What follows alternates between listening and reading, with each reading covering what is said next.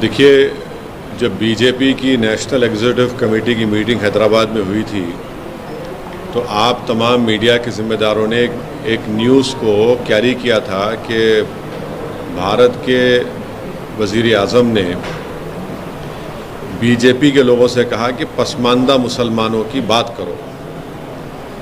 अब बीजेपी की और प्रधानमंत्री की वो बात बिल्कुल झूठ पर बनी थी, वो सच्चाई नहीं थी उसमें, इसलिए कि तेलंगाना में जो रिजर्वेशन मिल रहा है BCE कैटेगरी में, वो मुसलमानों में जो कास्ट हैं उन कास्ट को मिल रहा है। और PS कृष्णन की रिपोर्ट बनाई गई, उसको उस वक्त के आंध्र प्रदेश के OBC कमीशन ने अपनी रिपोर्ट बनाई, उसको एक्सेप्ट किया और उसके बाद ये 4% रिजर्वेशन मिल रहा है जिसको सुप्रीम कोर्ट के स्टे पे चल रहा है। तो ये झूठ है अमित शाह का बोलना, जो भारत के होम मिनिस्टर हैं। हम उनसे उम्मीद ये कर रहे थे कि सच्चाई को बयान करेंगे। उनको ये सच्चाई बयान करना था कि OBC कमीशन की रिपोर्ट में कास्ट अमंग द मुस्लिम्स को ये मिला है और उसमें बोल दिया गया कि ये कास्ट अगर होंगे तो उनको 4% रिजर्वेशन नहीं मिलेगा।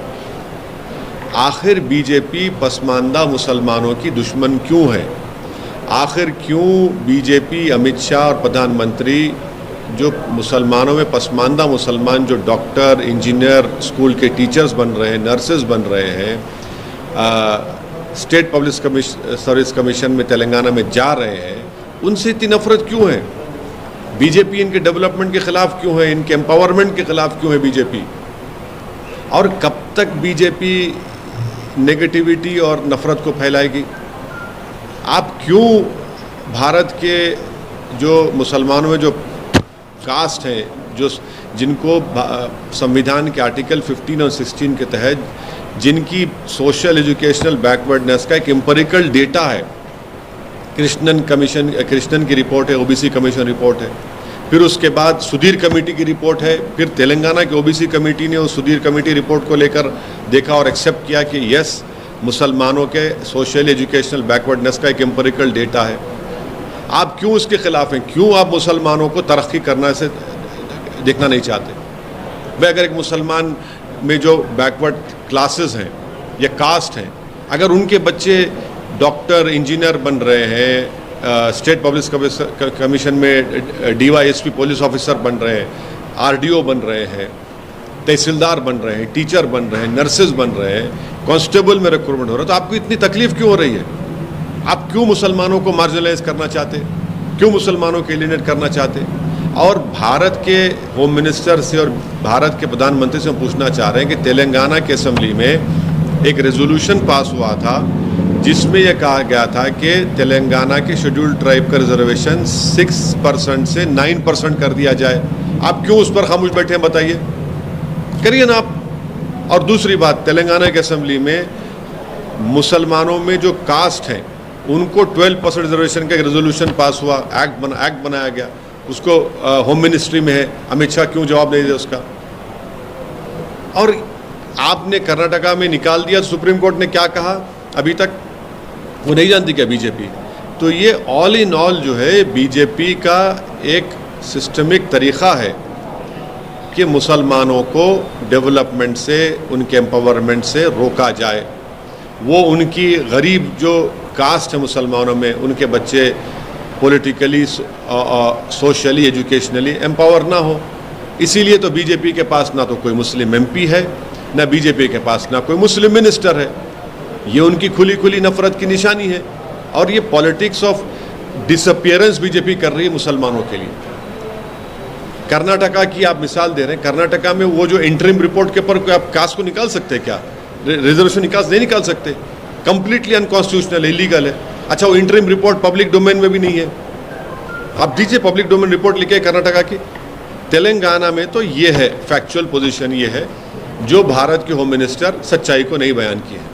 कल एक और बात भी बोले होम मिनिस्टर कि KCR की जो कार है, DRS की कार है, वो ओवैसी के स्टीयरिंग से, ओवैसी उसकी स्टीयरिंग चलाते हैं। बीजेपी की जो गाड़ी चल रही है ना, वो देश में RSS के तरफ से चल रही है। बीजेपी की जो सत्ता चल रही है जहाँ पर उनकी सत्ता है वहाँ पर एनकाउंटर के नाम पर कत्ल कर दिया जाता है, जो लोग उनकी पुलिस कस्टडी में होते हैं उनकी मौत हो जाती है, जिसका ज़ाती घर होता है उनके घर को बुलडोज़र से तोड़ दिया जाता है, गोश्त के नाम पर मारा जाता है, बल्कि गोश्त के नाम पर जुनैद और नसीर को ज़िंदा जला दिया जाता है। देश में आज बेरोज़गारी नौजवानों का मुक़द्दर बन गया। आज हम सबसे ज़्यादा हमारे पास पूरे विश्व में अगर नौजवान बेरोज़गार हैं तो भारत में है। चीन हमारी ज़मीन पे कब्ज़ा करके बैठ चुका है। पाकिस्तान से आतंकवादी आकर हमारे देश के सिपाहियों को मार रहे हैं। ये इस पर बात नहीं करती अमित शाह, इस पर बीजेपी बात नहीं करती, मगर मुद्दा क्या है? मुसलमान से ख़तरा है, मुसलमान को हम डेवलपमेंट होने नहीं देंगे। ये उनकी पॉलिटिक्स है।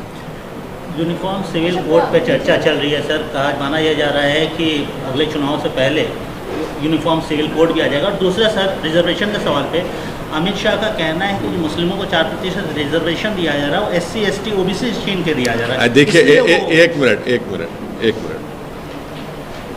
तेलंगाना, मैं फिर से आपके समझाने के लिए और आपके सुनने वालों के समझने के लिए कह रहा हूँ कि तेलंगाना में रिलीजन के ऊपर नंबर 1 रिजर्वेशन नहीं मिल रहा है।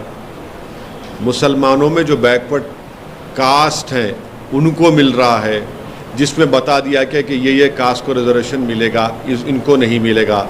तीसरा, किस बुनियाद पर मिल रहा है? कृष्णन साहब ने, लेट कृष्णन साहब जो सोशियोलॉजी के एक माहिर हैं, जो मंडल की रिपोर्ट में बनाने में उनका रिपोर्ट था, उन्होंने रिपोर्ट बनाई और उस वक्त के आंध्र प्रदेश के OBC कमीशन ने अपनी रिपोर्ट बनाई, उस पर 4% मिला। फिर सुप्रीम कोर्ट ने उस पर स्टे दिया।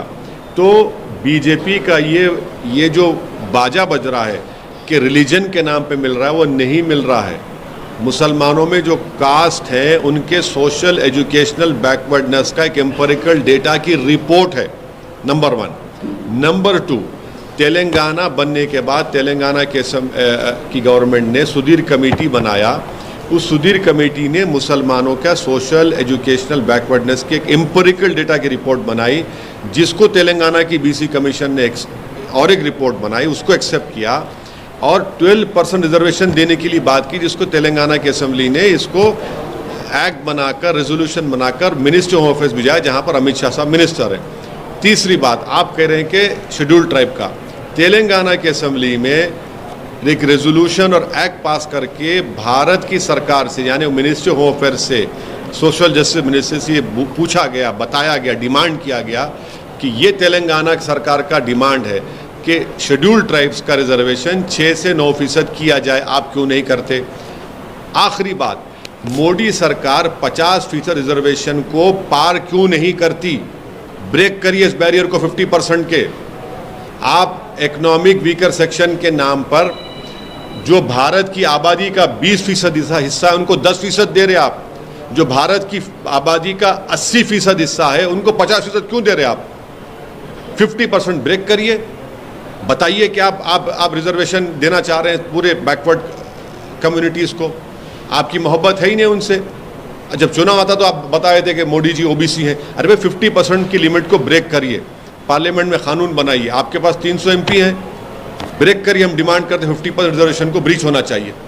आप सेंसस की रिपोर्ट नहीं लाते OBC की, डरते हैं आप देने के लिए, क्योंकि मालूम हो जाएगा कि OBC का सेंसस कितना है, और जब OBC का सेंसस बढ़ के मालूम हो जाएगा तो आपका पॉलिटिकल पावर आपसे छीन लिया जाएगा। मोदी जी की कैबिनेट में सबसे ज़्यादा अगर मिनिस्टर हैं तो अपर कास्ट के हैं, OBC क्यों नहीं है बताइए? SC क्यों नहीं है बताइए? आप जब खड़े होकर बोलते हैं SC ST की, तो मिनिस्टर क्यों नहीं है आपके? ज़्यादा तो अपर कास्ट के लोग हैं।